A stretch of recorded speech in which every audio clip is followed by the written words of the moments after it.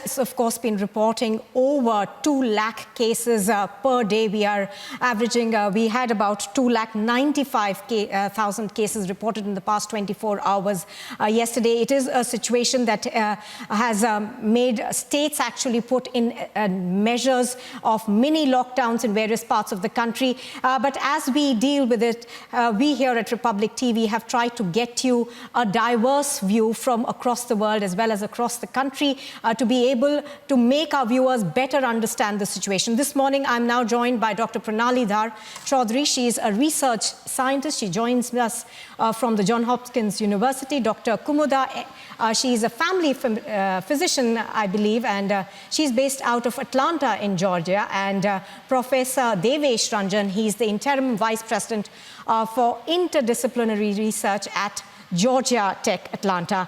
Good morning, all of you. And also joining me right now from the newsroom is Crispino.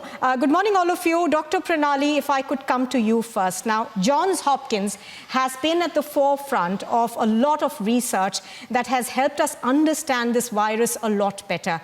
Now, what are your views on the second wave that we see in India?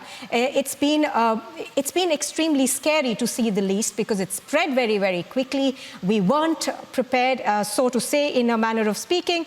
But how do we stay ahead of this curve? What is it that we can do to make sure that it doesn't catch us as it did this time?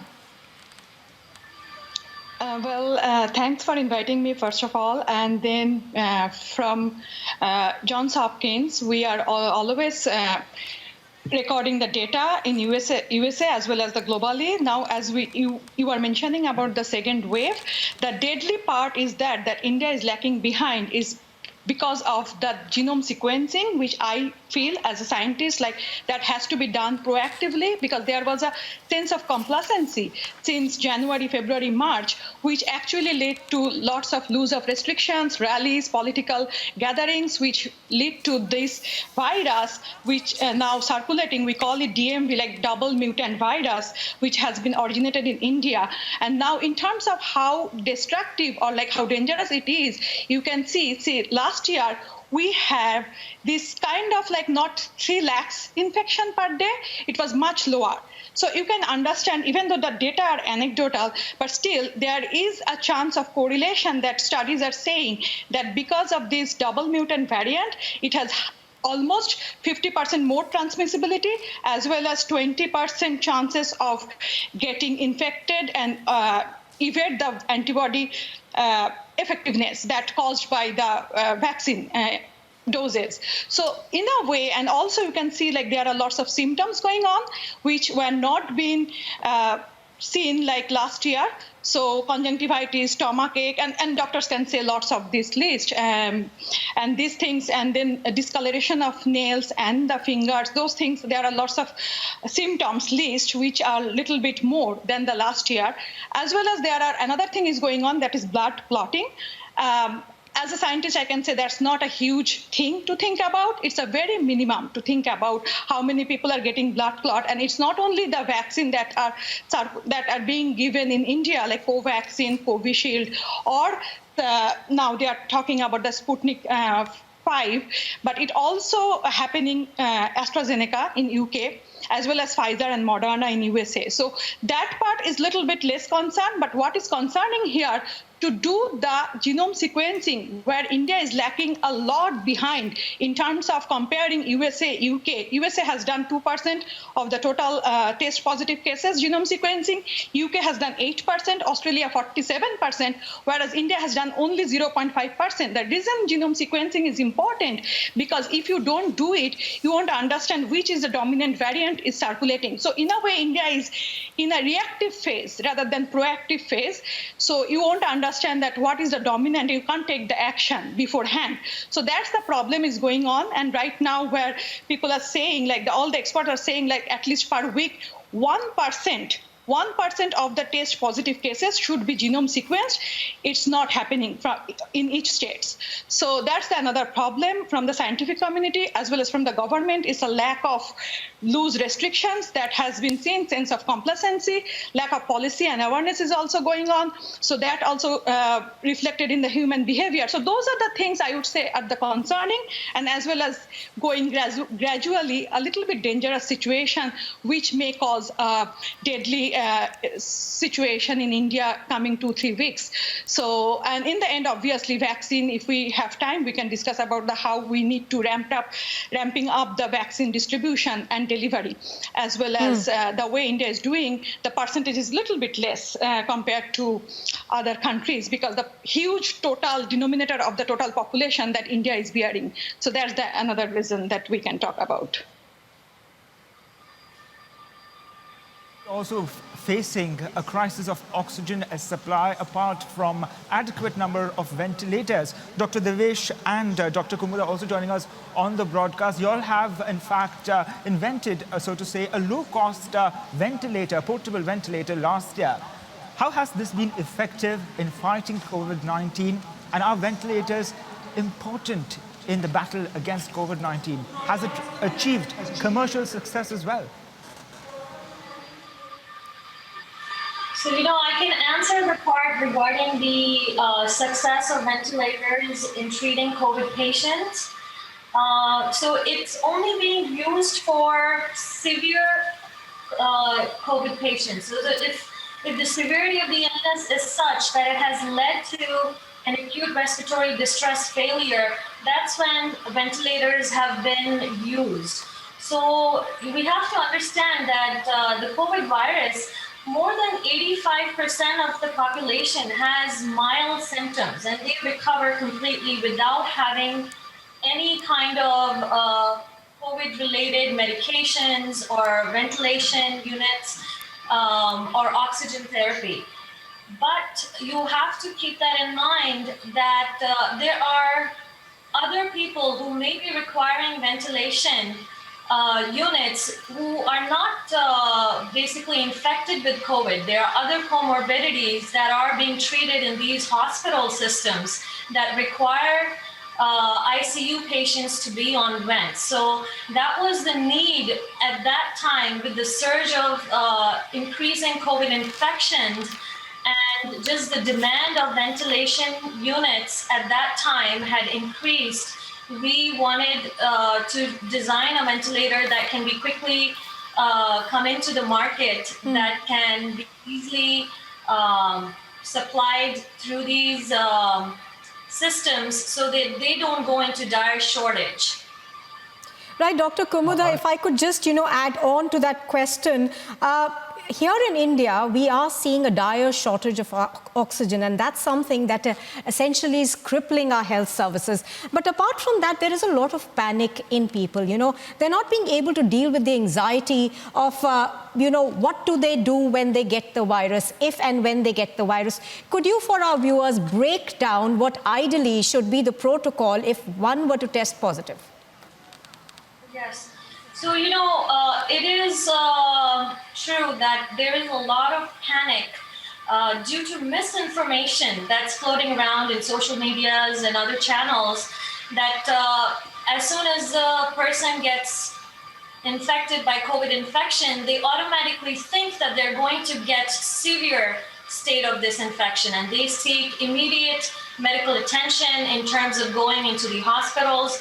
That's how our current medical systems are getting strained in India, because they don't really need to have these many patients to be placed on ventilations or to be placed on monitoring systems, because they usually have mild to moderate symptoms that can easily be handled at home by self-isolating and just doing symptomatic management. So For example, for fever or body aches, you could take paracetamol and rest and make sure you're hydrating yourself well. You could do symptomatic management for cough and congestion.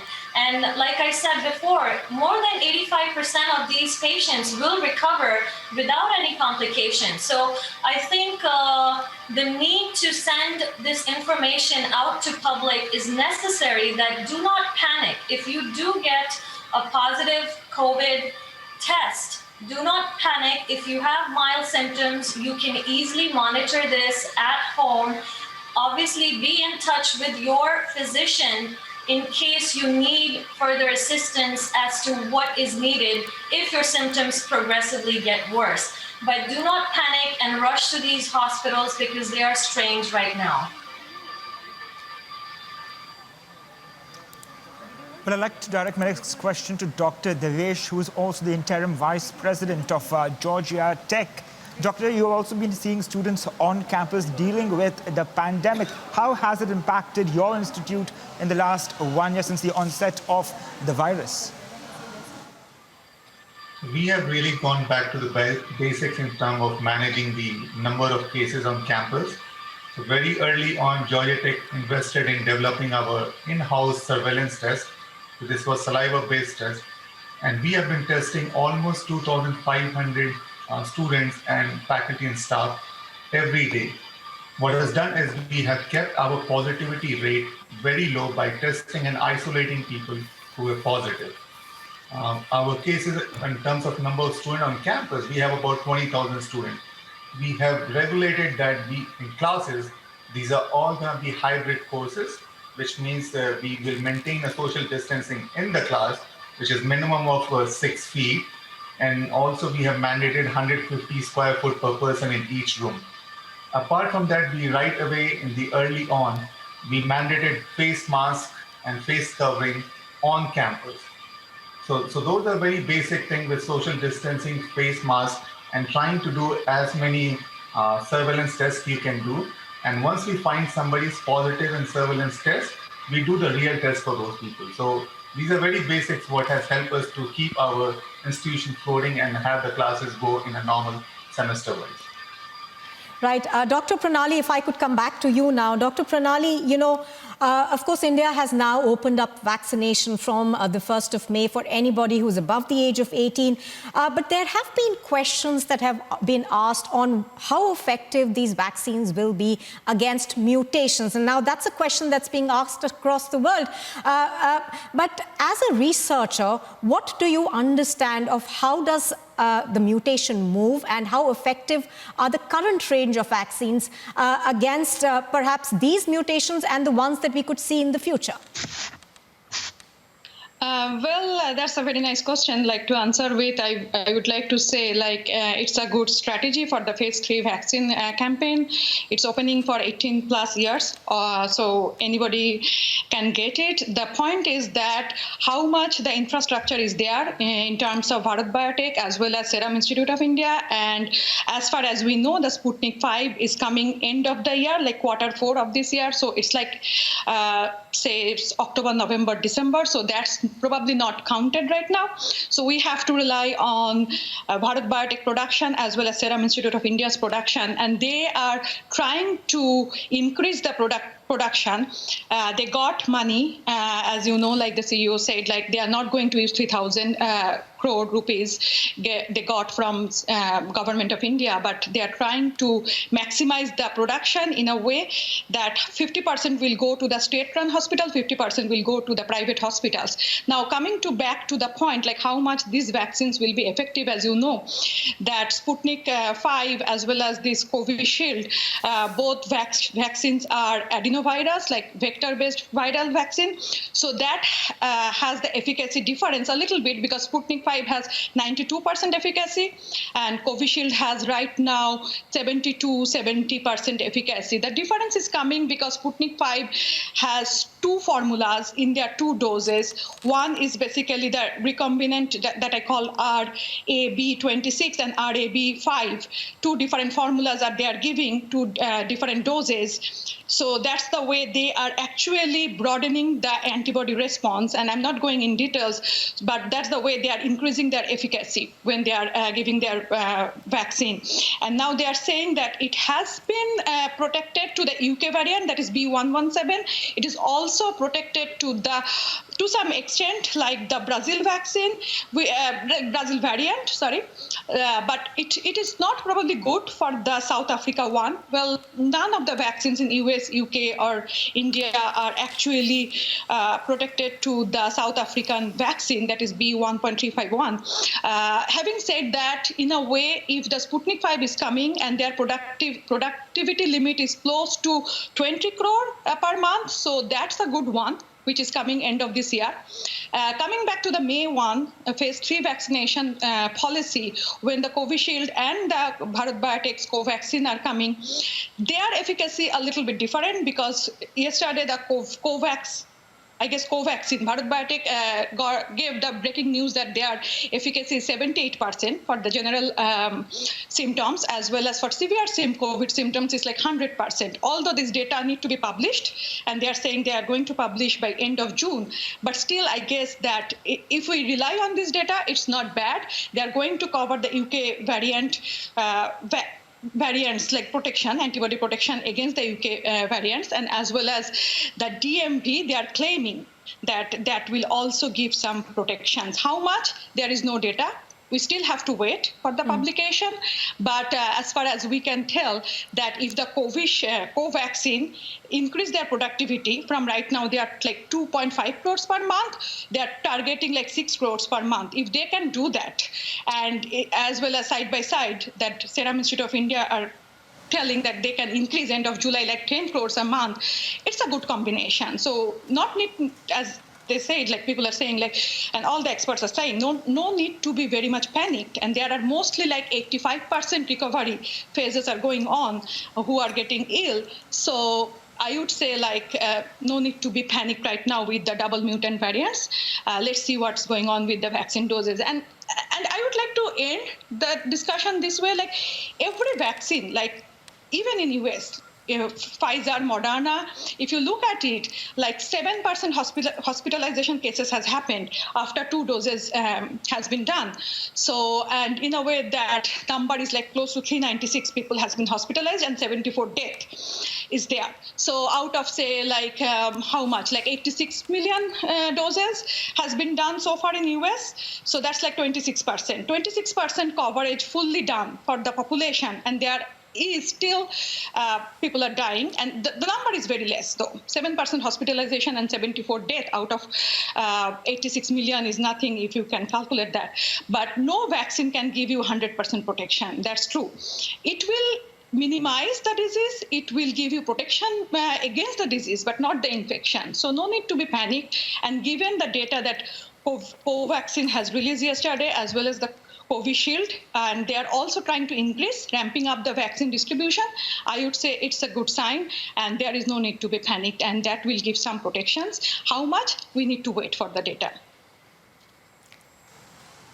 The last point Dr. Gurur made. Right, then we should not panic given the current situation. Dr. Devesh, I'd like to ask you the next question. Dr. Devesh, in India, the CBSE has cancelled the Class 10 board exams, as well as postponed the 12th standard exams as well. Same has followed suit by the ICSE board as well. Throw some light whether is this the right decision? How would you view this? So for 10th standard exam, I think it's the right decision to do. I really feel that at the 10th standard, you don't need to have the grade given at that point for them to progress next to the 11th or 12th. Most of our system in India require you to have this, either you want to do medical or you want to do engineering. Those things happen at the 12th standard. So at this point, I feel if we're in the middle of a pandemic, you want to remember this. We cannot have a normal life right now till we have vaccination up to 70% and above in India. So till we have a control over this, I feel it's easier for us to make sure we can keep our education system running and not constrain or provide extra burden on the family in this scenario. Because everyone is panicking right now, how are we going to manage these exams? So I think government has done really good decision in this time. But I wanted to add one more thing to the last conversation because efficacy word gets looked at in a very different way. A vaccine with a 95% efficacy does not mean that 5% people will get infected.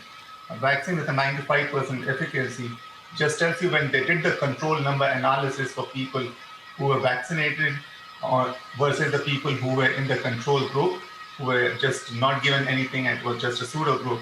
And the person of people who got infected based upon that number from one group versus another group. Just to add on to the number which was given, we had about 60 million. I think that's the number I've seen recent report which came out. And total of 5,800 people who got infected. Let's not worry about how many people even died. Let's first worry about how many people got infected. That number is 0.008%. That means your vaccinated people are at least protected by 99.992. That's efficacy. What is efficiency? So vaccination work. This is the reality. You can be on a different camp that, okay, this is 78%, 79%. Vaccination work. Till we are vaccinated, we have to go back to the basic, which is just maintain social distancing, have your face mask. And I've been really troubled by seeing things in the election season. I understand India is the biggest democracy. You need to go and vote, but you don't need to have the rally with 10,000 people, 20,000 people. And I just heard some number given that government wants to restrict this to 500 people. I'm still not sure what happens in these rallies if you keep it to less than 100 or less than 50. These are non-essential activities in some way. Absolutely, Dr. Ranjan, that's a very, very valid point you make. The spread that we see essentially is because we forgot the basics. That is something that we should have all remembered. Wear our masks, practice social distancing, wash your hands frequently. Those are things that, many of us in this country forgot. But all three of you, thank you very much for joining us this morning on Republic TV. Thank you. Thank you.